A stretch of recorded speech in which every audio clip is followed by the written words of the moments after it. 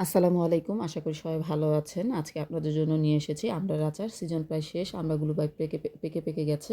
আমি আমড়াগুলোকে সেদ্ধ করে নিয়েছি। এরপর একটি কড়াইতে পরিমাণ মতো সরিষার তেল অ্যাড করেছি। তেল গরম হয়ে আসলে তাতে একটি করে দারুচিনি, এলাচ ও তেজপাতা দিয়ে ভেজে নিয়েছি।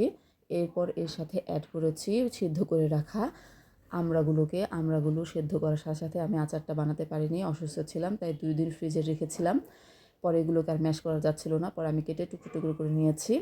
ভালো মতো কিছুক্ষণ নাড়াচাড়া করার পর এর সাথে আমি সামান্য লবণ ও পরিমাণ মতো চিনি অ্যাড করেছি। চিনি দিয়ে অনেকক্ষণ নাড়াচাড়া করার পর ভেতরকার পানিগুলোকে আমি শুকিয়ে নিয়েছি।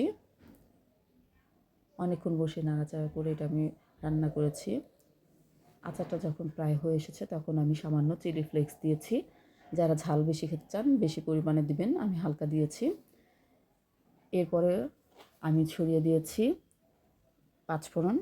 পাঁচফোড়নগুলো আমি আগেই ভেজে বেটে নিয়েছিলাম। হয়ে গেছে আমার আমড়ার আচার।